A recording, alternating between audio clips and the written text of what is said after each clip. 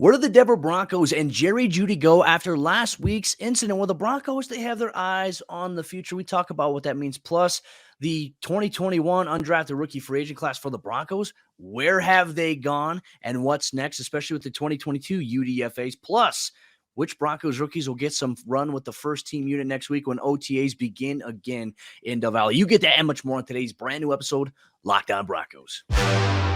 You are Locked On Broncos, your daily Denver Broncos podcast.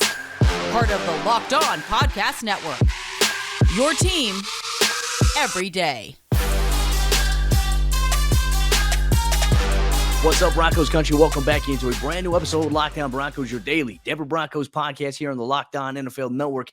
Your team every day from the South Stands to the end zone. I'm your host, as always, Cody Roark, Broncos analyst and beat reporter for Mile High Sports, joined alongside by my co-host, Sayre Bedinger.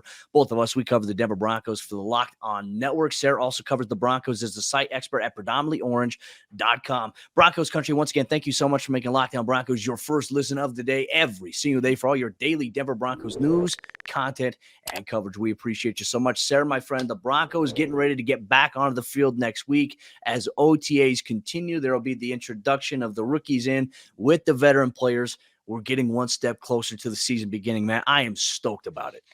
I am too. I really am. I mean, it feels weird not having to talk about who's going to be the starting quarterback. Like, last year at this time, it was Teddy Bridgewater and Drew Lock. And, so I mean, it's way more exciting. I feel like somebody was asking me just yesterday, like, how much more fun is your job now that the Broncos have Russell Wilson? And I was like, especially in terms of covering the Broncos, it's more fun. But talking about the entire NFL, just the whole context of Russell Wilson being on the Broncos, I think makes everything so much more fun. I think the whole offseason is going to be much more enjoyable for people. But now we're getting close to these OTAs where we're going to get to see at least glimpses of the entire squad together out there on the field for the very first time.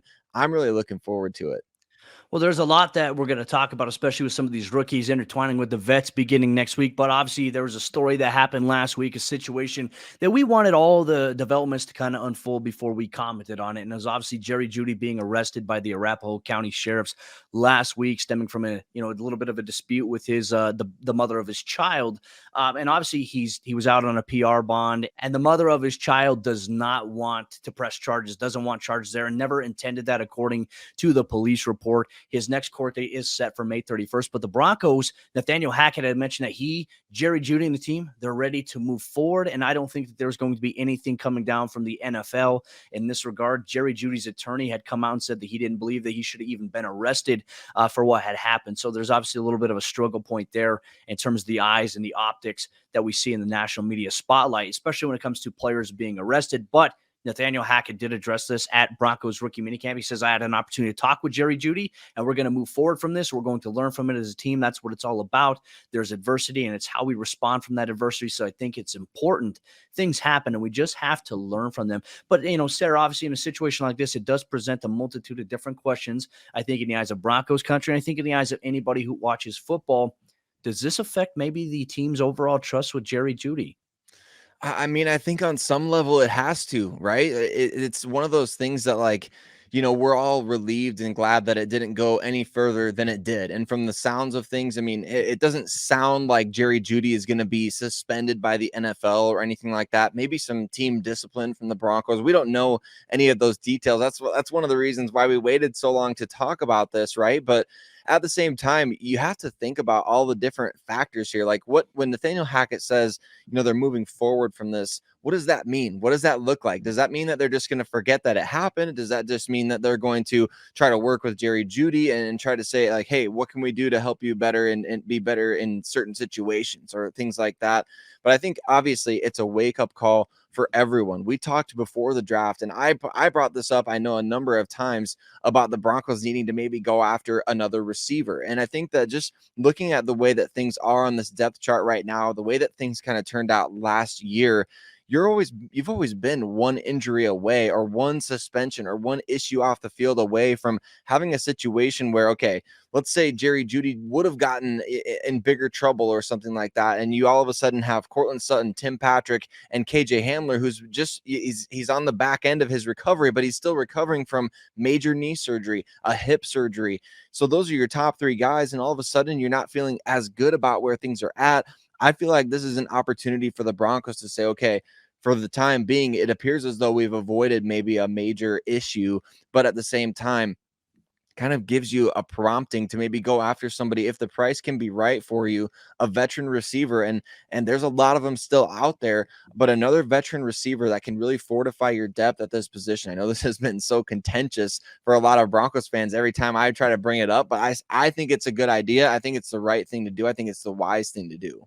Well, and you mentioned some names here too. There's some guys that are still available. You look at the guys like Julio Jones, OBJ, Will Fuller, who's a downfield option there. And I think that the Broncos at this point could afford him because Jarvis Landry just signed a 1-year, $3 million deal with the New Orleans Saints, Sayre. So it's not like these guys are going to command massive market value at this point in time. More than likely, they'll project to be a 1-year contract. So Denver could sign one of these guys for a 1-year, $3 million deal if need be. And that's not going to cost so much against you or against the cap. So I'll be very intrigued to see if the Broncos do that. But there's also another point, too, that a lot of people have discussed. I've seen it on Twitter. I've seen it here in the YouTube comment section.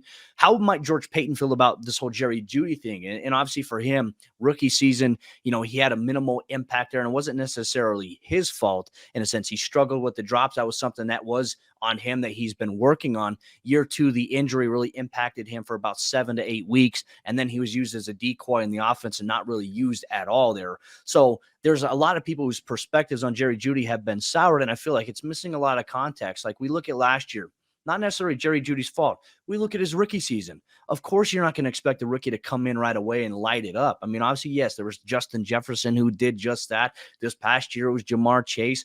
I think we can't compare everybody's situation, though, to what those guys had and what those guys went through. Those guys had solid quarterback play as well. They had consistency there. So, but there's a lot of people making the claim like, hey, George Paton didn't draft Jerry Jeudy, so could he be on his final straw potentially in Denver?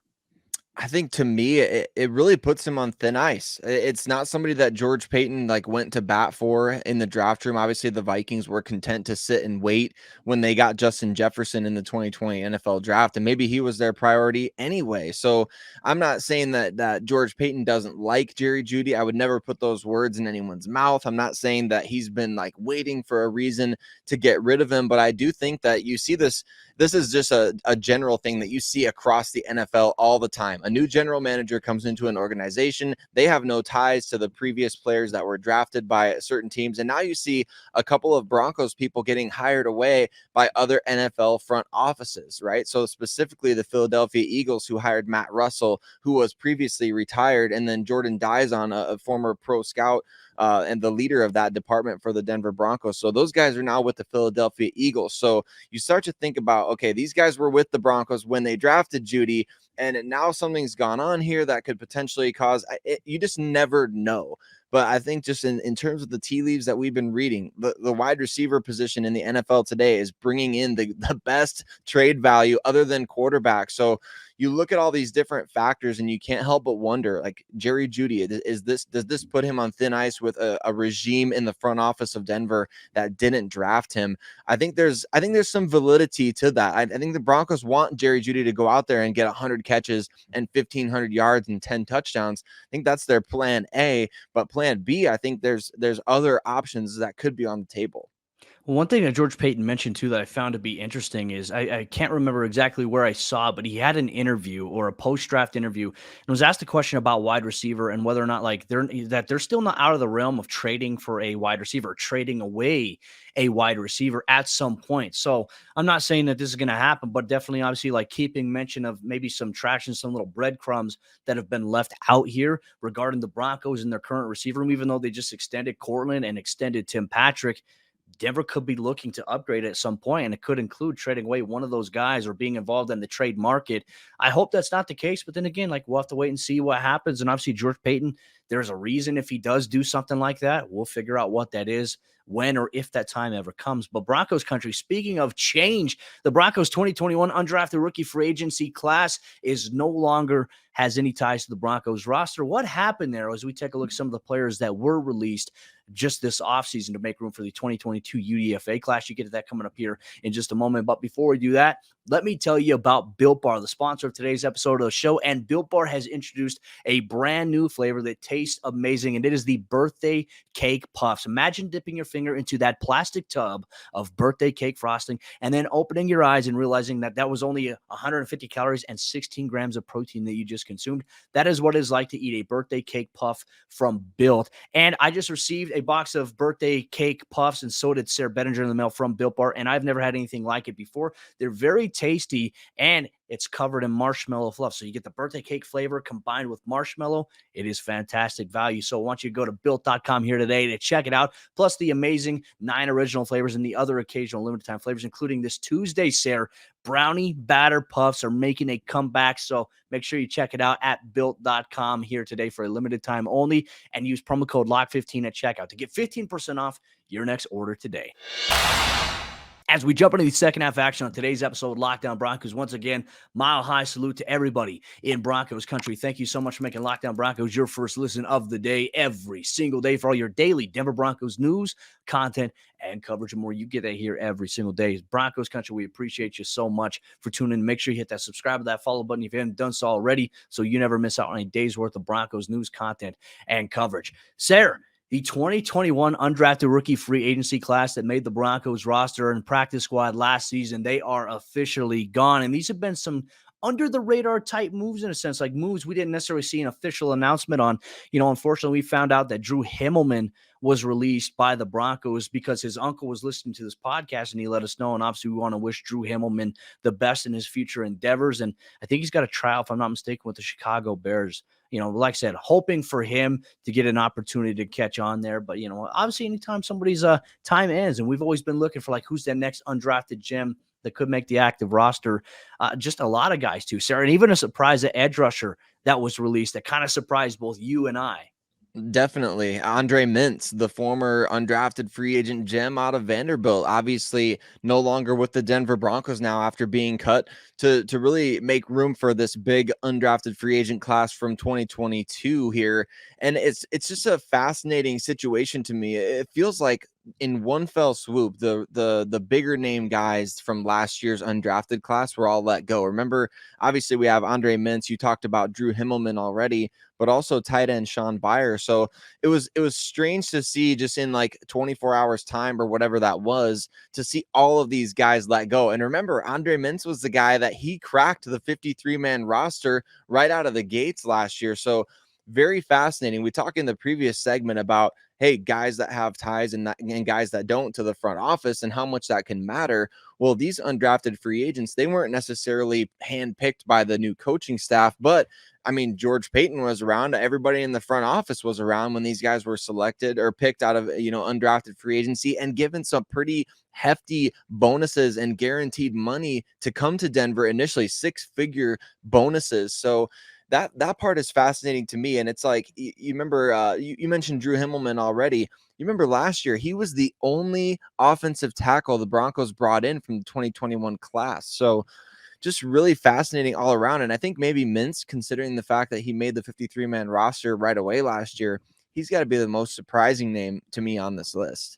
Yeah, and I think when we mentioned even like Sean Byer, not necessarily surprised in that regard, because you and I were even talking about it. I believe the Broncos brought in 2 undrafted rookie free agent tight ends to come in and compete as well at training camp. Obviously, the addition of Greg Dulcich changes things in that room. You have Albert O. You bring in Eric Tomlinson. We all kind of figured that, hey, maybe Sean Byer was probably one of the odd men out, and you bring back Eric Saubert. So it's like, where do the Broncos go in this situation? But Sayre, it's very interesting to see just after a year, an entire UDFA class kind of wiped out. But then I go back to, George Paton's end of the year presser, or like the pre-draft presser, saying, there were some hits and some misses. He mentioned that. He said there were some hits and some misses. There were, we had some expectations of certain guys that obviously didn't pan out necessarily. And I wonder if he was mentioning some of these undrafted rookie guys. Like, you go back to our excitement about Andre Mintz last year being, another story, an undrafted guy who makes the 53.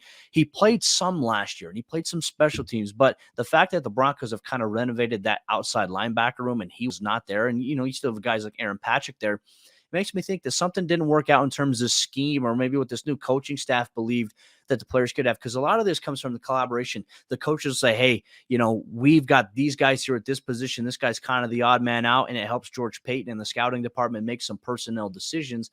But it's always a tough kind of thing, when someone's journey ends. Luckily enough that we're in a time of the offseason where a lot of these players will have the chance to catch on, make it onto a 90-man roster for a team's training camp, and have a new opportunity elsewhere. And hey, Sayre, who knows? Maybe one of these guys goes on, makes an active roster, and all of a sudden becomes a big-time name, has a really prolific year or something like that. It's always possible, and I always think it's a cool thing. It's not like, okay, the Broncos missed out on this guy. It's okay, this guy was allowed to go somewhere else and flourish. And hey, that's the situation. It's not a one-size-fits-all here in the NFL. It's really not, and you have to root for these guys. I think that's the big thing. Like, I think there's part of fans that don't want these guys to go and find that success, like Shaquille Barrett did with the Buccaneers, because then it's like, well, wait, the Broncos could have had that, and I don't want other teams to have that. But that's the selfish mindset, and I know we want all these guys to do well in Denver, but wishing the best for them, obviously, as they go to their next NFL city. And I'm surprised a lot in this regard too, just the fact that there's some coaches being spread around the NFL to different teams that the Broncos had at the previous regime. And it's just curious to me. They didn't want to wait it out and try to strike a trade for some of these guys. I don't know. We saw last year, Trinity Benson obviously went for a 5th and 7th round pick. And then you see over the weekend that Brian Edwards is getting traded, a former 3rd round pick, a 3rd round draft pick in the 2020 draft that has done way more in his 2 years than Trinity Benson has ever done at any, at the professional level. He gets traded along with a 7th round pick for a 5th. So it speaks to the fact that, hey, George Paton, he's pretty good at negotiating trades and timing. But it also is fascinating to me that the Broncos didn't say, all right, let's see what Andre Mintz can do in preseason or in training camp, see what tape we can get out there for him, and see if we can't steal a late round pick from somebody to trade him away. To just let him go now, I think it does right by the player. To, like you said, Cody, they can catch on with another 90-man roster elsewhere, but at the same time, is that really the right move for the Denver Broncos, or would they have just been wasting their time with these guys around? That, to me, is the most interesting part about all this. Remains to be seen what will happen. But one thing we do know is that the Broncos will be back on the playing field, the practice field next week as OTAs continue. Sayre, Bedinger, very excited about that. We're going to talk about some of the storylines we're looking at a little bit ahead of OTAs continuing next week. But before we do that, let me tell you about rockauto.com, the other sponsor of today's episode of the show. And if you need anything for your vehicle, rockauto.com has everything that you could be looking for, whether it's a brand new cell phone mount that you can put inside your vent, whether it's something for your AC, or whether it's something for your classic or your daily driver. If you're working on a project in the garage, rockauto.com has everything that you could be looking for your vehicle here today. And the prices are always reliably low. You no longer have to pay 30%, 50%, or 100% more for the parts at a local chain auto parts store or a car dealership when you can get them cheaper at rockauto.com. You can get them delivered directly to your doorstep. That's why I rock with rockauto.com. And you can go to rockauto.com right here, right now, see all the parts available for your car, truck, and make sure you write Locked On Broncos in there. How did you hear about us box, so that they know that we sent you? Amazing selection, reliably low prices, all the parts your car will ever need. rockauto.com. As we jump into the fourth quarter action on today's episode, Locked On Broncos. Once again, Broncos country, thank you so much for making Locked On Broncos your first listen of the day every single day. We appreciate you so much. We're going to have you covered all throughout this week. We're going to highlight players like Tim Patrick and his role this upcoming season. And then we have OTA and minicamp coverage next week here on the Locked On Broncos podcast. But Sayre, before the Broncos rookies and vets take the field together next week, there's some storylines, there's some questions that we have. First off, I think everyone wants to know, will Nick Bonito get first-team reps with Randy Gregory sidelined with the shoulder injury they had surgery on here this offseason. He's expected to be ready for the regular season. It's going to be very interesting here because George Paton and even the coaching staff have mentioned that Malik Reed will get reps with the first team. Do we think that we'll see a collective unit, a collective rotation with Malik, Jonathan Cooper, and even Nick Bonito getting reps with the first team as well? I really hope we do get to at least see, if not see it, at least hear about, hey, these guys rotated in, right? And that's what you want to see from the rookie class. Like, yes, they got to go out there and earn their stripes, but at the same time, you want to see what they can do with that top defense. We saw that a lot in the Vic Fangio era is the fact that they threw a lot of those young guys out there in practices or in preseason to say, all right, we know at some point these guys are going to have to be out on the field, with each other. So we might as well see what it looks like now.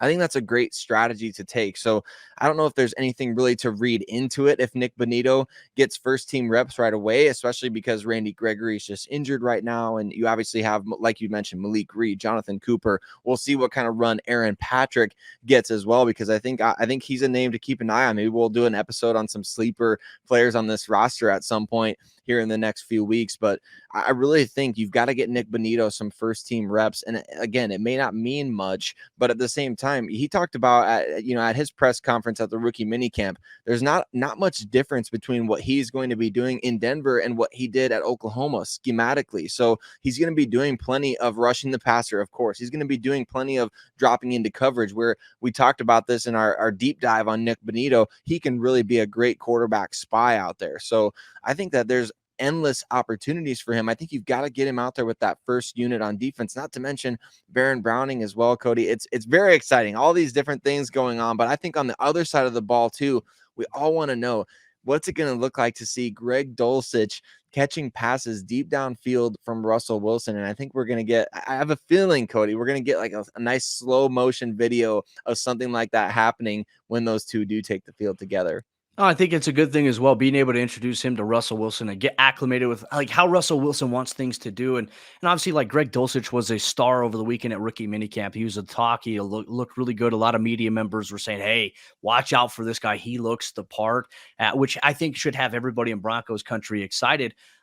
One thing we're also looking at too, we talked about Montreal Washington on yesterday's episode of the show. Maybe seeing him involved in some plays downfield from the Broncos social team will be a nice little thing to watch. Well, not sure if they'll get us much from the special team side, if they're going to show any angles of the return stuff, because that usually involves like scheme and concept that kind of gives away their strategy. So I don't think we're going to see that necessarily, but I'm all here for a KJ Hamler or Montreal Washington downfield catch from Russell Wilson. But another thing as well is Luke Wattenberg. Could he get some reps with the center position here? And that's exactly what Justin Outen had said, is that, hey, he's going to play at center first. We're going to get him there and then potentially maybe slide him around, and so he learns other positions. We do know that Lloyd Cushenberry, Graham Glasgow are sent for a competition at the center position. Could they introduce Wattenberg into that as well? And could that get started next week? That's one thing to monitor, I think, throughout this entire offseason is, you want to pay attention to the reports of, hey, this is what the Broncos offensive line looked like for the first unit today or the next day. Like, just monitoring, hey, this is how many times Calvin Anderson has been out at right tackle, or Wattenberg at center or left guard, or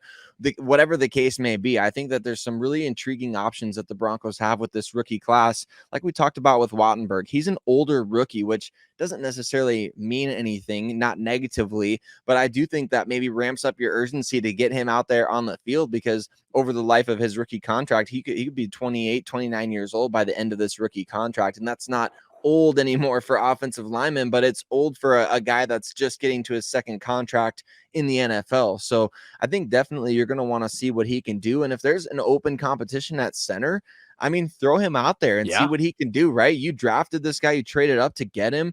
And so I think if you feel like he can be a fixture for you at that spot, and that's where you want to start him off at, throw him out there with that first offensive line. See what he looks like next to Quinn Miners. Those are two of the most athletic interior linemen to come out of the draft in the last few years. So I think definitely seeing what he can do out there with Quinn Miners, and then whoever else you want to place at left guard, whether it's Reisner or maybe it's Glasgow. I don't know what they're going to try to do, but I think looking at all these different alignments is going to be one of the more fun aspects of the offseason. But at the same time, you got to figure out the offensive line that you want right away, because these guys need to have chemistry, and you can't be putting Russell Wilson in any sort of danger, so to speak, back there at the QB position.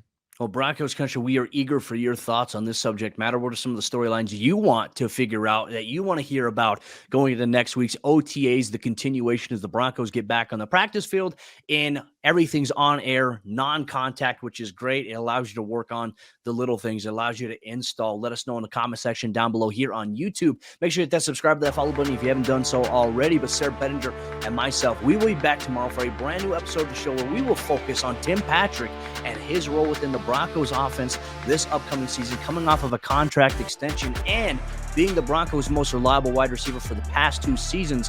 What does that mean for him here in this new season with Russell Wilson? You get that and much more on tomorrow's brand new episode, Locked On Broncos.